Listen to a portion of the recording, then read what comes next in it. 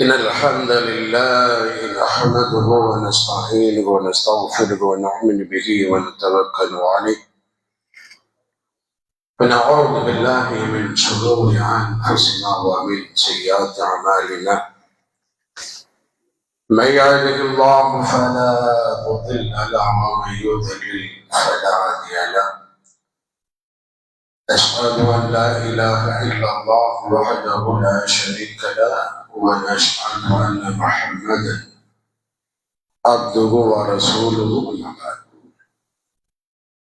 يا أيها الذين آمنوا اتقوا الله حق تقاته ولا تموتن إلا وأنتم مسلمون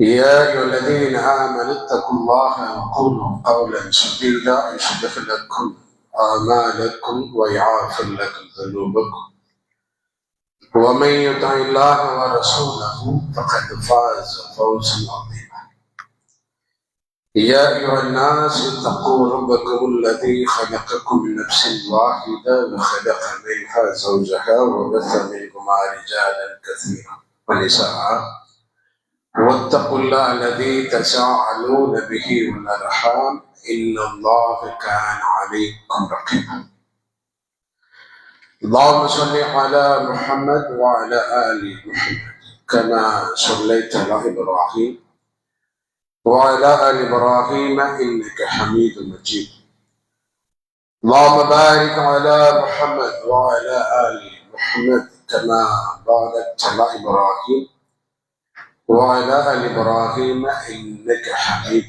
مجيد أرسله بالهدى ودين الحق ليظهره على الدين كله ولو كره المشركون إن أريد إلا الإصلاح ما استطعت وما توفيقي إلا بالله عليه توكلت وإليه أنيب رب اشرح لي صدري ويسر لي أمري واحلل عقدة من لساني يفقهوا قولي படைப்பாளர்களில் சிறந்த படைப்பாளர் இந்த பிரபஞ்சத்தின் ஒன்றை உரிமையாளன் இருவேறு உலகங்களின் ஆட்சியாளன் அகிலத்தின் அதிபதி அல்லாஹ் அவன் படையிட்ட இந்த பூமியில் அவனுக்கு மிகவும் பிடித்தமான ஒரு இடத்தில் அவன் படைத்த மனிதர்களிலேயே அவனுக்கு மிகவும் பிடித்தமான மனிதர் அல்லாஹ்வுடைய தூதர் முஹம்மது நபிகள் நாயகம் ஸல்லல்லாஹு அலைஹி வஸல்லம் அவர்கள் காட்டி தந்த அடிப்படையில் ஜுமா என்று சொல்லக்கூடிய இபாதத்தை மீண்டும் நிறைவேற்றக்கூடிய ஒரு வாய்ப்பை வழங்கியிருக்கின்றான். அல்ஹம்துலில்லாஹ்.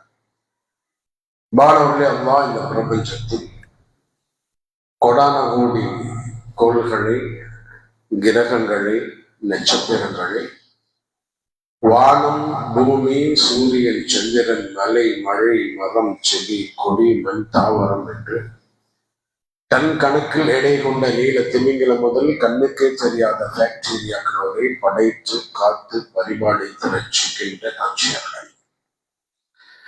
இந்த படைப்பு கூட்டத்தில் பூமியை மனிதர்களும் இன்ன பிற உயிரினங்களும் வசிக்கக்கூடிய வசிப்பிடமாக அல்லாஹ் தேர்வு செய்திருக்கின்றார்.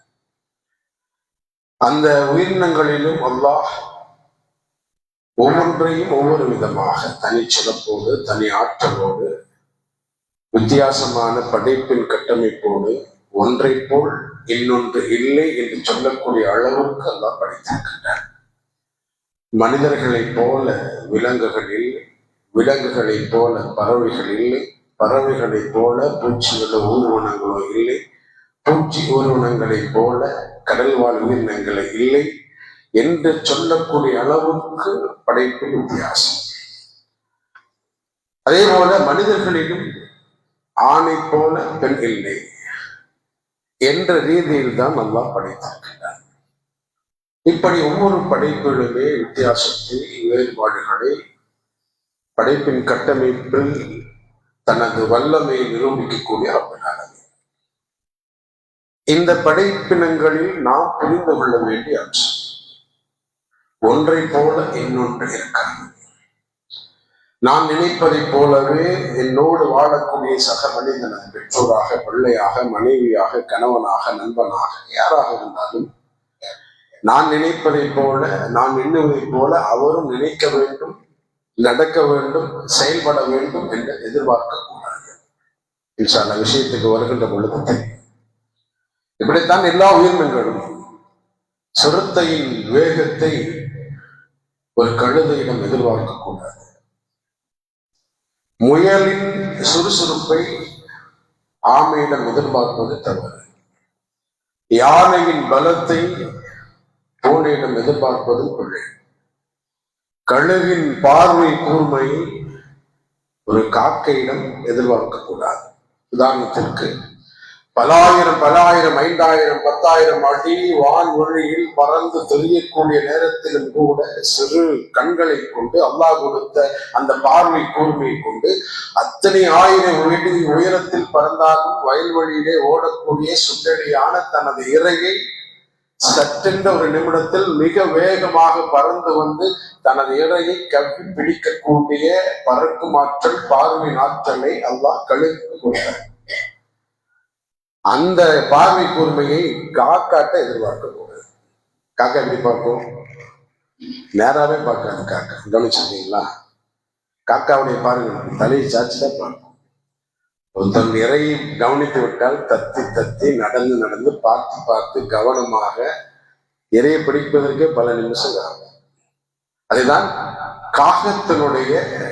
காகத்திற்கு அல்லாஹ் வழங்கிய ஆற்றல். இப்படியாக நிறைய வித்தியாசம், நிறைய உதாரணம்.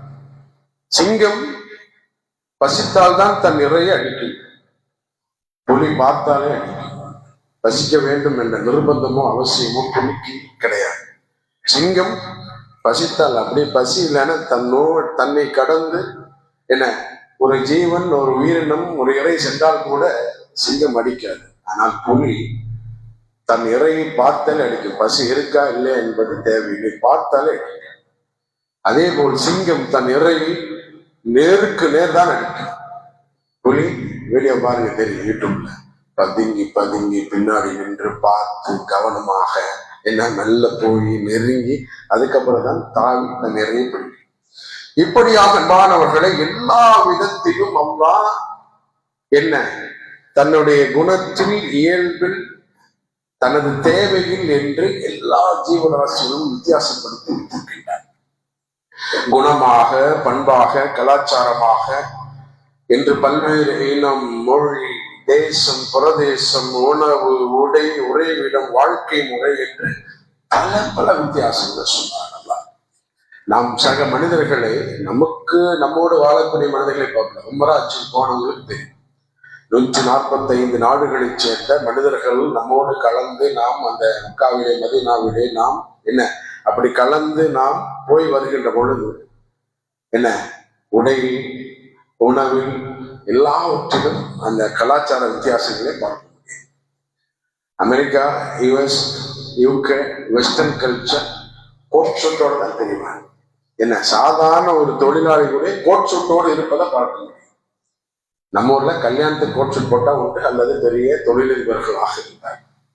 அதே மாதிரி இலங்கை, இந்தோனேஷியாவுடைய ஆடை கலாச்சாரத்தை பார்த்தோம்னா பிரிண்ட் லுங்கி போட்டு மேல பிரிண்டான ஷர்ட் போட்டு மேல ஒரு ஷால் போட்டு நடப்பாங்க. நம்ம ஊர்ல அப்படி நடக்க முடியாது. லுங்கிய ஒரு சாதாரண ஆடை சிலர் பள்ளிவாசலுக்கு கட்டிட்டு வரும். கல்யாணத்துக்கு லுங்கி கட்டிட்டு போகக்கூடிய பழக்கம் நமக்கு கிடையாது. பள்ளிவாசலுக்கு வேணா வந்துடும் லுங்கி கட்டிட்டு. ஏன்னா நல்லா சொல்லுகின்றான், அவன அழகிய ஆடைகளோடு நீங்கள் மஸ்ஜிதில் நுழையுங்கள். ஏன்னா கல்யாணத்துக்கு டாப்பு தான். பள்ளிவாசலுக்கு காலையில் ஃபஜ்ருக்கு வரும்போது அன்னைக்கு லுங்கியை பழைய டிஷர்ட்டை போட்டு வரக்கூடிய பழக்கம் உண்டு என்றால் மாற்றிக்கொள்வோம். அந்த அடிப்படையில் அன்பானவர்களை எல்லாவற்றிலும் உணவில் வித்தியாசம். அப்புறம் போனீங்கன்னா இந்தோனேஷியா கால் 6 மணிக்கு பெரிய ஐல மீன் கருவாடாக வறுத்தும் என்ன ஆஃப் பாயிலோடைய வெஜிடபிள் வைத்து சாப்பாடு சாப்பிட்டுருப்பாங்க. பார்த்தாலே வித்தியாசம் வருது. என்னோட ஐல மீன் கருவாடாக வறுத்தும் பிடிக்காது. அவருடைய உணவு பழக்கம் அப்படியாக உணவில், உடையில், கலாச்சாரத்தில் என்ன பெரிய வித்தியாசங்களை பார்க்கின்ற நாம் புரிந்து கொள்ள வேண்டும். உளவியலில் என்ன உடலியலில் புரிந்து கொள்ளக்கூடிய தன்மையில், கலாச்சாரத்தில் நாம் ஆரம்ப வார்த்தை சொன்னதை போல என்னை போலவே சக மனிதன் இருக்க வேண்டும் என்று நான் அதிலே நிர்பந்தமான ஒரு பிடிவாதம் கொண்டிருப்பேனே, ஆனால் அது பிழை, அது தவறு, அது சாத்தியமே அல்ல.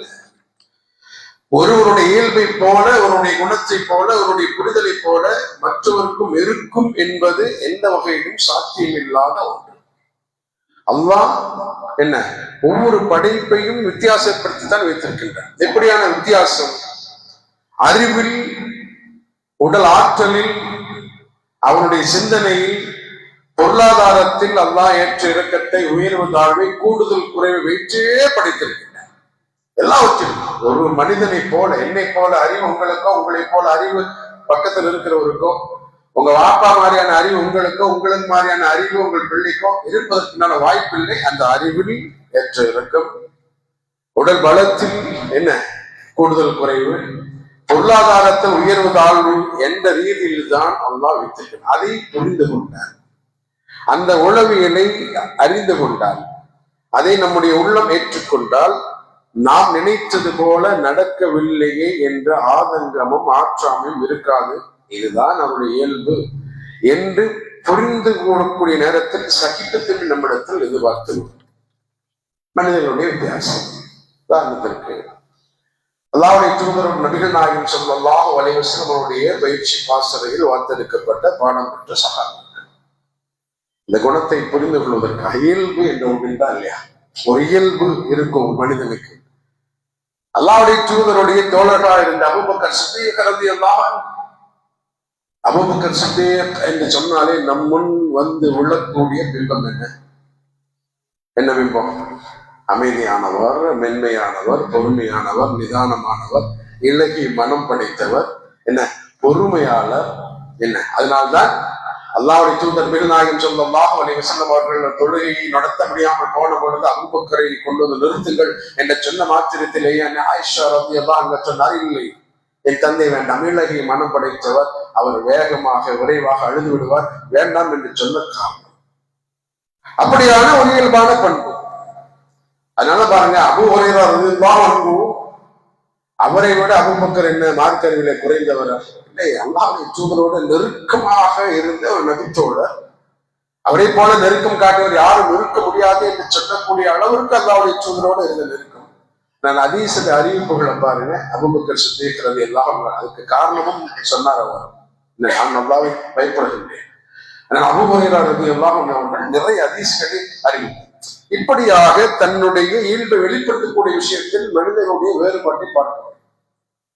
நான் உமர் ரலியல்லாஹு அன்ஹு, அபூபக்கர் அப்படி என்ன குணம் ஒன்றும் என்றாலும் அவரும் சொர்க்கத்திற்கு வாக்களிக்கப்பட்டவர் தான். உமர் ரலியல்லாஹு அன்ஹு என்ற பெயரை கேட்ட மாத்திரத்தில் நம்முள் வந்து விடக்கூடிய பிம்பம் என்ன பிம்பம்? வீரமானவர், ரோஷமானவர், என்ன கோபமானவரும் கூட, என்ன எதிர்காலத்திலே தன்னுடைய கடுமை. அதனால்தான் எல்லாவற்றையும் இஸ்லாத்தை ஏற்றுக்கொண்ட மனிதத்திலே தங்களுடைய கடுமையை காண்பித்த எதிரிகள் உமர், ஹம்ஸா ரலியல்லாஹு அன்ஹு போராட்டத்திலே அந்த எதிர்ப்பை காண்பிக்க முடியும். அந்த அளவுக்கு வீரமும் என்ன ரோஷமும். என்ன ரோஷம்? அல்லாஹ்வுடைய தூதர் நபிகள் நாயகம் ஸல்லல்லாஹு அலைஹி வஸல்லம் சொன்னதை போல சொர்க்கத்தில் ஒரு மாளிகையை பார்த்தேன், யாருடையது என்று தெரிந்தது, உமருடையது என்று தெரிந்தது, உமருடைய ரோஷம் என் கண் முன் வரவில்லை என்று சொன்னார். இந்த மாளிகையை பார்த்திருப்பேன் என்று சொல்லும்போது, அல்லாஹ்வுடைய தூதரே உங்கள் மீது நான் ரோஷம் கொள்வேனா என்று உமர் ரலியல்லாஹு அன்ஹு கேட்டார்கள் என்ற செய்தியை படிக்கின்ற பொழுது, அன்பானவர்களே, இப்படித்தான் மனிதர்களிடத்தினுடைய குணங்களில் ஈடுபடும். இன்னும் சொல்ல போல நாம் நினைத்த போல யாரையும் குறைத்து, ஒரு மனிதனுடைய விஷயத்தை பார்த்து குறைத்து மதிப்பிட்டு விடக்கூடாது. நம்மோடு பழகக்கூடிய விஷயம், கொடூரத்திலும் என்ன கொடூரத்திலும் கருணையை வைத்திருக்கக்கூடிய வரலாறுகளையும் அல்லாஹ் மாபெரும் கொடூரம். அவ்வளவு கொடூரமான ஒரு மனிதனை பார்த்திருக்கவே வாய்ப்பில்லை என்று சொல்லக்கூடிய அளவுக்கு ஃபிரௌன்.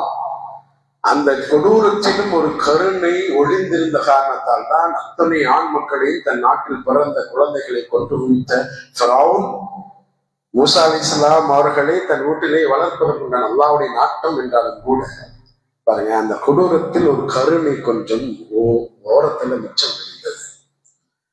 அதே மாதிரிதான் கடுமையிலும் இரக்கம்.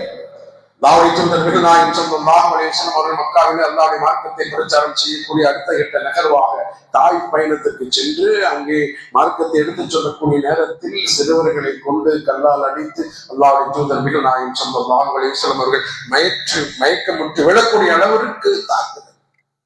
ஜிப்ரீல் அலைஹிஸ்ஸலாம் அவர்கள் வந்து இருக்கின்றார், முஹம்மது கிவ்மி பர்மிஷன், ஒரே ஒரு அனுமதி மட்டும் தாருங்கள், 2 மலைகளுக்கு இதோ மலக்குள் ஜிபாலையும் அழைத்துக் கொண்டு வந்திருக்கின்றேன், மலைகளுடைய வானவரும் என்னோடு நான் அழைத்துக் கொண்டு வந்திருக்கின்றேன், ஒரே ஒரு அனுமதி தாங்க, 2 மலைகளுக்கு இடையில் இந்த சமூகத்தை நான் அழித்து விடலாம். அல்லாஹ் அழைத்துள்ளார், கருணையின் நபி, நான் அதற்காக அனுப்பப்படவில்லை.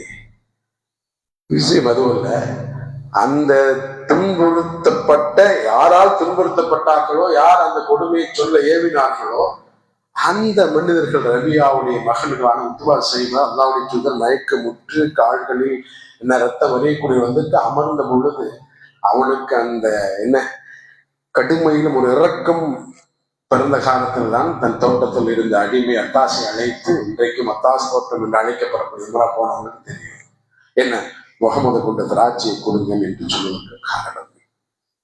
மனிதர்கள் மட்டுமல்ல தானவர்களே, அல்லா தாலா சிங்கமாக புலியாக என்ன கொடூரமான விலங்குகளாக என்ன சில யூடியூப்ல பார்க்கும்போது சிறுத்தை ஓடி வந்து குட்டி மானை பிடிக்கும் போது அதை கடிக்காம அதை தம்பி பாதுகாத்தது, மற்ற உயிரினங்கள் என வருகின்ற பொழுது தாக்காமல் பாதுகாத்த வீடியோல பார்ப்போம். இட்ஸ் அ பிசிக்கல் லாஜிக், அது இருக்கும். அல்லா ஒரு ஓரத்தில் அந்த கருணை இறக்கத்தை வைத்த நிலையில் தான் படைத்திருக்கிறார். அதுக்கு ஒரு உயிரினத்துடைய ஏற்கனவே சொன்ன மாதிரியான ஞாபகம் இருந்தாலும் இந்த தலைப்புக்குட்பட்டு நாம் இந்த பூமியில் வாழுகின்ற பொழுது எப்படிப்பட்ட குணத்தோடு பண்புகளோடு நற்குணங்களோடு நல் உலகத்தோடு இரக்கம் கருணையோடு வாழ வேண்டும் என்பதற்குண்டான ஒப்பீடுதான். படைப்பினங்களாக இருக்கக்கூடிய என்னோடு வாழக்கூடிய எந்த உயிரினமாக இருந்தாலும் அவைகளுடைய விஷயத்தை அறிந்த நான் இந்த பூமியில் சக மனிதனோடு இரக்கத்தோடும் கருணையோடும் நல்ல புரிதலோடும் வாழ வேண்டும் என்ற ஒரு கம்பாரிசனுக்காக முதலை வாழக்கூடிய அந்த நீர் தடாகத்துல முதல்ல இருக்குன்னா நம்ம போய் விழுந்தா முதல் நம்மளை கடிச்சு தின்றும். முதலைக்கு தன் உணவாக எந்த உணவு கிடைத்தாலும் முதலை தின்று விழுந்தாங்க. அது மானாக, புலியாக, சிங்கமாக, குதிரையாக, ஒட்டகமாக, ஒட்டக சிவிலியாக எதுவாக இருந்தாலும் பாருங்க, அவ்வளவு கோரை பொருட்களை கொண்ட என்ன தனது இறையை கிழிக்கக்கூடிய ஆற்றல் கொண்ட அந்த முதலை என்னுக்கும் அல்லாஹ்தால ஒரு கருணை வச்சிருக்கின்றார். அது நிறைய நம்ம இந்த சம்பவம் கேள்விப்பட்டிருப்போம். முதலுடைய வாய்களில் அமர்ந்த பறவைகள் கொண்டு திங்கக்கூடிய ஒரு செய்தியை படிச்சிருப்போம். ஏன்னா முதலையுடைய வாயிலுக்குள் அமர்ந்து சில பறவைகள் முதலுடைய பல் இடுக்குகளில் சிக்கிக்கொண்ட அந்த இறைச்சி துணுக்குகளை கொத்தி திங்கிறது. ஏன் தன் வாய் மூடுன்னா அந்த சுவையான பறவை இறைச்சி கிடைக்குமே பாருங்க. முதலையினுடைய அந்த என்ன கடுமைக்குள்ளும் இருக்கக்கூடிய கருணை. அது பாருங்க, ஒரு இலக்கிய பாடலாக எழுதி வச்சிருக்கிறாங்க. என்ன முதலையினுடைய அந்த கருணை பற்றி, முதலையில் இருக்கக்கூடிய அந்த ஒழுக்கத்தை பற்றி, அந்த தர்மத்தை பற்றி, கரையோர முகவாய் வைத்து கதவு போல் வாயை பிளந்து பல்லிடுக்கில் அழுகி போகும் மாமிச எச்சம் கொத்த பறவைக்கு காத்திருக்கும் முதலைகள் சோகத்தோடு பறவையும் மாமிசம் தானே, பட்டும் போல் வாசனை தானே, முதலைகள் தர்மமாறா நாணிகள் எந்த நாளும் மஞ்சளை இல்லா பிறவி மனிதருள் மாமிச எச்சம் குப்பையாய் கிடந்த போதும் ஒரு நாளும் வாயை திறவார் உள்ளதை வெளியே சொல்லார் மிருகங்கள் சுத்தம் காக்க தர்மத்தை கட்டி காக்கும் மனிதரை தவிர இங்கே அனைத்து பிறப்பும் சுத்தம். இது ஒரு ஒப்பீடு தான். இப்படியெல்லாம் கம்பேரிசன் பண்றாங்கல்ல, சில கொடுமையான என்ன நிகழ்வுகளை மனிதனிடத்திலிருந்து நாம் அனுபவிக்கின்ற பொழுது இப்படி ஒரு மனிதனா என்று நாம சொல்லியிருப்போமா இல்லையா? அது மாதிரியான அல்லாஹ் பாதுகாக்க வேண்டும். அப்படியான ஒரு கடுமையான குணங்களிலிருந்து அல்லாஹ் நம்மை பார்க்கணும். அப்போ எல்லா உயிரினங்களையும் தனக்கான உணவாக எடுத்துக்கொள்ளக்கூடிய அந்த முதல்ல சாப்பிட்ட உடனேயே தன்னுடைய பல்லிடுக்குள்ள அந்த இறைச்சி, நமக்கு எப்படி கல்யாண வீட்டுல போய் சாப்பிட்டு முடிச்ச உடனேயே கொச்சி எடுத்து அந்த என்ன அந்த இறைச்சியுடைய கறியுடைய அந்த பிசு எடுக்கலான்னு தூக்கம் வராது, அதுக்காக எடுக்க ஒரு முயற்சி. முதலைக்கும் அப்படித்தான். ஆனா பாருங்க, முதலீடு பார்த்தீங்கன்னா கரையோரத்தில் வந்து வாயை தொடர்ந்து எதுக்கடா முதல்ல கரைக்கிட்ட வந்து வாயை தொடர்ந்து நிற்கிறீங்க. அதுதான் அதனுடைய உடலியலும் உள்ளவியலும்.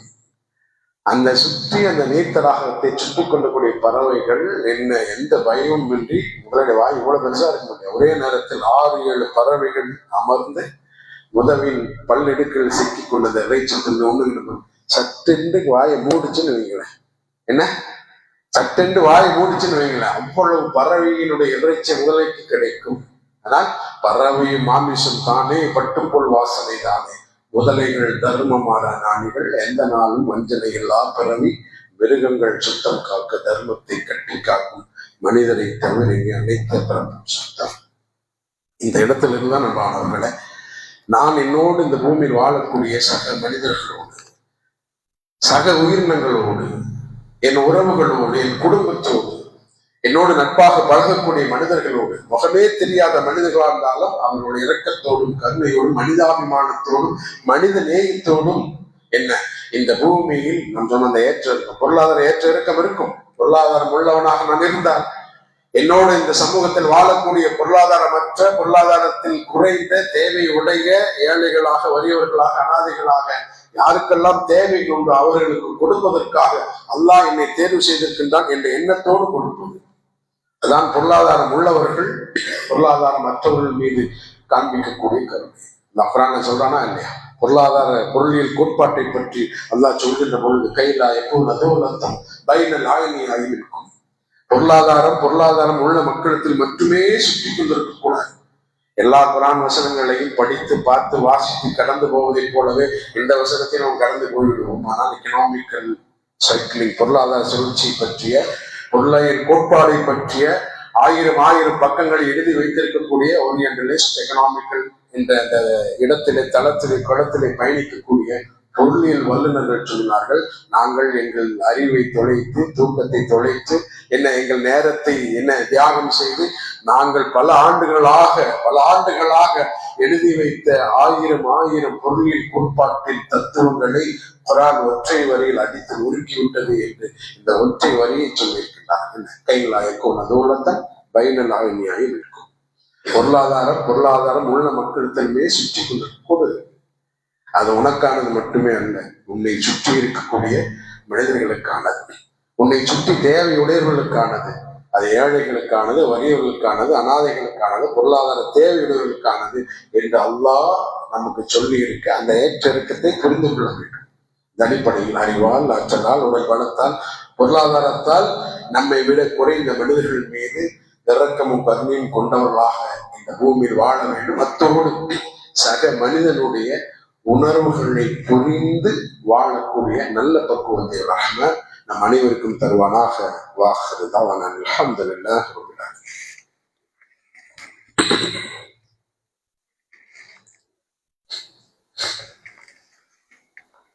அல்ஹம்துலில்லாஹி ரப்பில் ஆலமீன் அர்ரஹ்மானிர் ரஹீம் மாலிகி யௌமிddin. அல்லாஹும்ம ஸல்லி அலா முஹம்மத் وعلى آل محمد كما صليت على إبراهيم وعلى آل إبراهيم إنك حميد مجيد. اللهم بارك على محمد وعلى آل محمد كما باركت على إبراهيم وعلى آل إبراهيم إنك حميد مجيد. மாணவர்களே, நாம் முதல்வரையில் கேட்டதை போல மனிதர்களை பற்றி அந்த புரிதல்,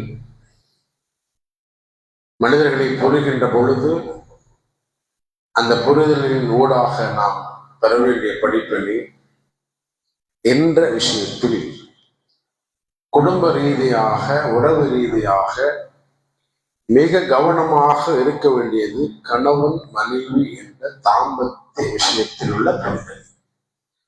இன்னைக்கு சமூகத்தில் பார்க்கின்ற பொழுது அற்ப சின்ன காரணங்களுக்காக கூட திருமணம் முடிந்த சில மாதங்களிலேயே திருமணத்தினுடைய பந்தத்தை முறிக்கக்கூடிய ஒரு போக்கு, அந்த அபாயகமான போக்கு அதிகரித்துக் கொண்டிருக்கின்றதோ என்று நினைக்கக்கூடிய அளவுக்கு.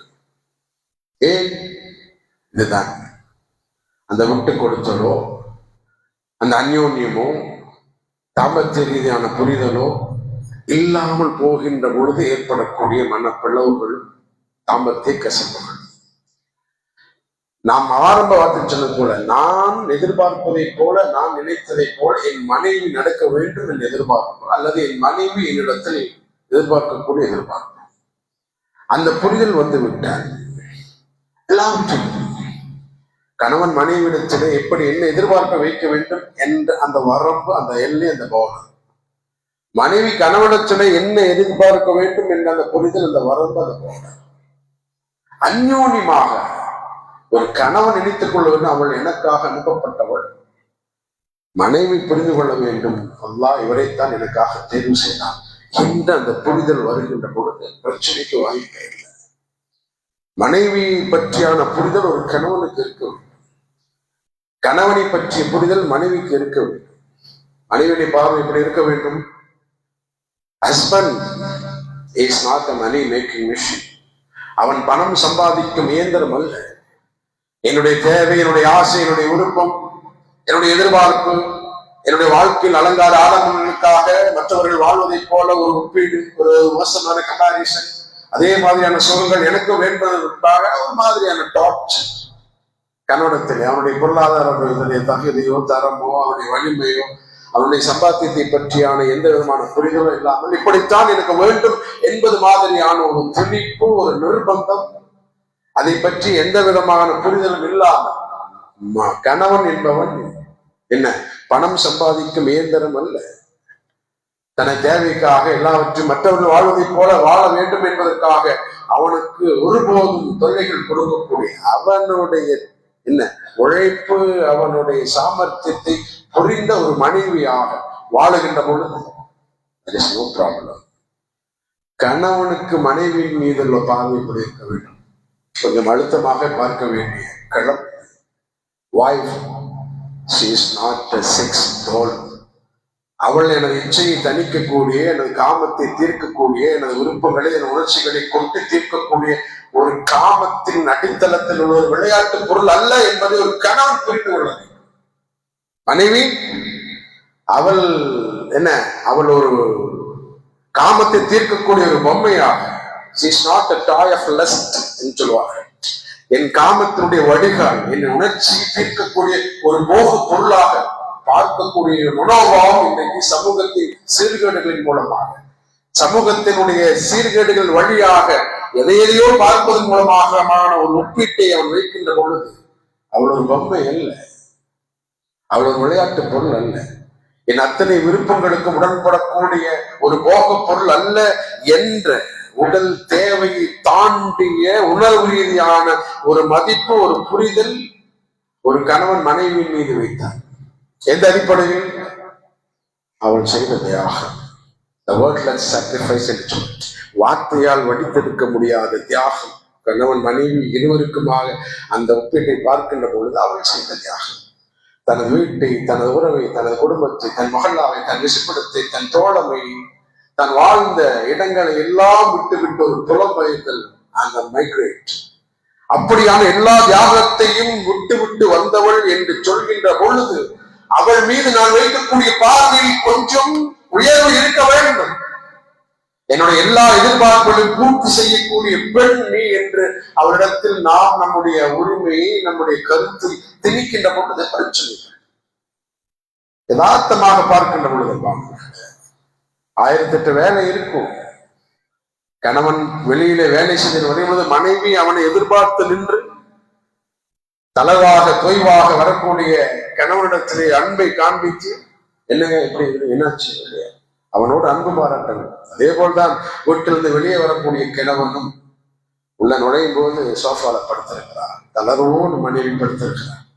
பார்த்ததும் கேட்டு என்னமா என்ன ஆச்சு, அன்பான அரவணைப்பான வார்த்தைகளை வெளிப்படுத்தக்கூடிய தாம்பத்தியம் தலைக்க வேண்டும், திளைக்க வேண்டும் என்று படுத்திருக்கிறார். தலைவலிங்க. உடனே நம்ம சொல்லுவோம், செல்ஃபில் அமிர்தாஞ்சன் இருக்கேன், செல்ஃபில் அமிர்தாஞ்சன் இருக்கேன். பானவர்களே, ஒரு சைக்காலஜி புரிந்து கொள்ள, வீட்டில் இருக்கக்கூடிய நூற்றுக்கணக்கான பாத்திரங்கள், மூடி வைக்கப்பட்ட டப்பாக்களில் கடுகு எது, வெந்தயம் எது, ஜீரகம் எது, மிளகு பொடியது, மல்லிப்பொடியது என்றெல்லாம் என்ன எந்த விதமான அடையாளங்கள் எழுதி வைக்கப்படாமலேயே அந்த பாத்திரத்தில் இருக்கக்கூடிய பொருட்களை எடுக்கக்கூடிய அந்த பரிச்சயம் உள்ள அந்த பெண்ணுக்கு செல்ஃபில் அமிர்தாஞ்சன் இருக்கிறது தெரியாதா? அவள் அந்த நேரத்தில் அவளுடைய எதிர்பார்ப்பானவர்களே, கணவனாகிய நம் நெஞ்சில் தலை சாய்த்து நம்முடைய மூச்சுக்காட்டினுடைய சூடு அவள் முகத்தில் பட வேண்டும் என்று எதிர்பார்ப்பார். ஒரு மனைவியுடைய எதிர்பார்ப்பு அப்படித்தான். காதல் கூடிய தலை வருடலை, அன்பான அரவணைப்பை எதிர்பார்ப்பார். இன்னும் ஒரு படி மேலே போனால் நம் ஒரு கணவனுடைய இதழ் ஒத்தரத்தை அவள் எதிர்பார்ப்பாள். இப்படியான அந்யோன்யம், இப்படியான ஒரு புரிதல் இருக்கும் பட்சத்தில், ஆனால் புரிதலுடைய புத்திசாலித்தல் இல்லாமல் போகின்ற பொழுது, விட்டுக் கொடுத்தலுடைய விசாலமான எண்ணம் இல்லாமல் போகின்ற பொழுது, தாம்பத்தியத்துடைய சூட்சம் அறியாமல் போகின்ற பொழுது, அந்யோன்யத்துடைய இலக்கணம் தெரியாமல் போகின்ற, எதற்கெடுத்தாலும் ஈகோ. இந்த ஒடுக்கத்தை ஈகோ பிரித்த குடும்பங்கள் பல நூறு என்று சொன்னார்கள். வாசி வீம்பும் பிடிவாதம் கணவனை ஜெயித்து விட்டேன் என்று சொல்லக்கூடிய மனைவி கணவனைத்தான் ஜெயித்தால் வாழ்க்கையில் தோற்று போனார். மனைவி ஜெயித்தேன் என்று சொல்லக்கூடிய கணவன் குடும்ப வாழ்க்கை தொலைத்துக் கொண்டிருக்கிறான். டிப்ரெஷன், மன உளைச்சல், மன அழுத்தம், எல்லா விதமான நோய்களும் ஆளாடப்பட்டவர்களாக. அதனால் கவலை, துக்கம், துயரம் என்ன எல்லா பாதிப்புக்கும் ஆளாகி நடைப்பணங்களாக வாழ்ந்து கொண்டிருக்கக்கூடிய நிறைய ஆண்களை பெண்களை சமூகத்தில் பார்க்க முடியும். என்ன மிச்சம் ஆகும்? என்ன பாக்கி ஆகும்? ஏன் இப்படி? What is the solution? இதற்கான தீர்வு என்ன? மார்க்கத்தின் பின்னணியில் தங்களுடைய தாம்பத்திய வாழ்க்கை அமைத்துக் கொள்ள கட்டமைத்துக் கொள்ள தவறியவர்கள் சந்திக்கக்கூடிய பெரிய பாதிப்பு என்பதை உணர்ந்தார். அதான் நான் சொன்னான் 13வது அத்தியாயத்தில் 28வது வசனம், அல்லாஹ்வுடைய நினைவை கொண்டே தவிர மனித உள்ளங்கள் அமைதி அடையாது என்று சொல்கிறார். அங்கேயும் தோற்று போய்த்தானே இருக்கின்றோம். முறையான தொழுகை இல்லை, திக்ரு இல்லை, துவா இல்லை, துவா கேட்க நேரம் இல்லை, அல்லாஹ்விடத்தில் மீளுவதற்குண்டான வாய்ப்பு இல்லை, அல்லாஹ்விடத்திற்கு நெருங்குவதற்குண்டான சூழல் இல்லை. ரப்பை தன்னுடைய தேவையை, தன்னுடைய நெருக்கடியை, தன்னுடைய என்ன சிரமங்களை, தன்னுடைய கஷ்டத்தை, தன்னுடைய மன உளைச்சலை எங்கே போய் கொடுக்க வேண்டுமோ, எங்கே சமர்ப்பிக்க வேண்டுமோ அங்கே சமர்ப்பிக்கக்கூடிய அப்படியான அறிவு இல்லை. தொழவோ திக்ரு செய்யவோ அல்லாஹ்வை நினைவு கூறவோ நேரம் இல்லாதவர்களாக ஓடுகின்ற ஓட்டம். அல்லாஹ் சொன்னான், அல்லாஹ்வுடைய பாதுகாப்பு வேண்டும் என்று நினைக்கின்றோம். ஆனால் அந்த பாதுகாப்பை தேடுவதற்குண்டான முயற்சியை எப்பொழுதும் சொல்வதை போல ஜுமாவுடைய இந்த நேரத்திலே கூடிய இந்த கூட்டம், வெளியே நிற்கக்கூடிய அளவுக்கு கூடக்கூடிய கூட்டம், எல்லா விதமான என்ன வியாபாரத்தினுடைய திறக்குகள் பிடித்த இந்த காலத்தில் கூட வந்து நிற்க முடிந்த இந்த நேரத்தில் ஏன் ஒரு 7-8 மணி நேரம் முன்னார் ஒரு 5:20 இதே மஜ்ரமான் பள்ளிவாசலுக்கு அல்லாஹ்வுடைய பாதுகாப்பை பெற்றுத் தரக்கூடிய அந்த தொழுகை நிறைவேற்றுவதற்குண்டான ஏன் நம்மால் சாத்தியமாகவில்லை? ஏன் அந்த தொழுகை தவறிவிட்டோம்? ஏன் நம்முடைய எதிரி சைத்தானை நம்முடைய காதலை சிறுநீர் கழிக்க அனுமதித்தோம்? ஏன் அல்லாஹ்வுடைய பாதுகாப்பை மறந்தவர்களாக போர்வைக்குள்ளாக தூண்டி தொலைச்சோம், அந்த நேரத்தை தொலைச்சோம், அல்லாஹ்வுடைய பாதுகாப்பை மறந்து போகும். It's a single solution. அல்லாஹ்வுடைய நினைவை கொண்டு இந்த பூமியில் வாழ்வதை தவிர, அதன் மூலமாக கிடைக்கக்கூடிய பாதிப்பு இருந்து நீங்குவதை தவிர, இந்த உலகத்தினுடைய நஷ்டங்கள், இந்த உலகத்தினுடைய நெருக்கடிகள், சோதனைகள் நாம் மீள வேண்டும் என்றால் அல்லாஹ்வுடைய பாதுகாப்பு வேண்டும்.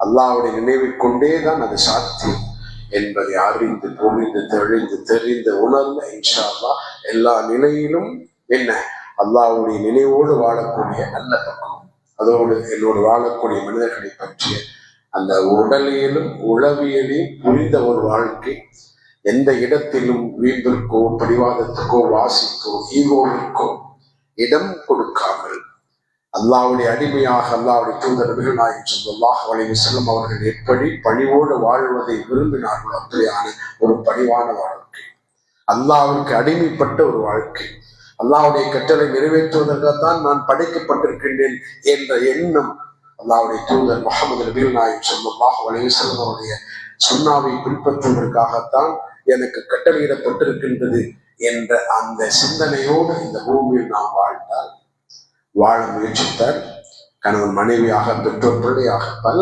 உறவுகளிலும் இன்னைக்கு பிளவு ஏற்பட்டிருந்தார். பொருளாதாரத்தில் தன்னுடைய மோகம் ஒரு உறவு, அந்த புரிதலில் ஏற்படக்கூடிய இழப்பொரு உறவு, அதன் மூலமாக அடையக்கூடிய நஷ்டம் ஒரு உறவு என்று வானவர்களை வாழ்க்கை தொலைத்துக் கொண்டிருக்கணும். மேலோட்டமாக பார்த்தா அவர் நல்லா வாழ்ந்தாரு, நிம்மதியா வாழ்ந்தாரு, நல்ல ஜாலியா வாழ்ந்தாரு என்ற ஒரு பிம்பம் கட்டமைக்கப்படலாம். இல்லை, மன ரீதியாக பலரும் இன்றைக்கு மன உளைச்சலுக்கும் மன அழுத்தத்திற்கும் ஆளாகி நோயில் பாதிக்கப்பட்ட மனிதர்களாக வாழ்ந்து கொண்டிருக்கிற ஒரு காலச்சூழல் இன்றைக்கு இருக்கின்றது.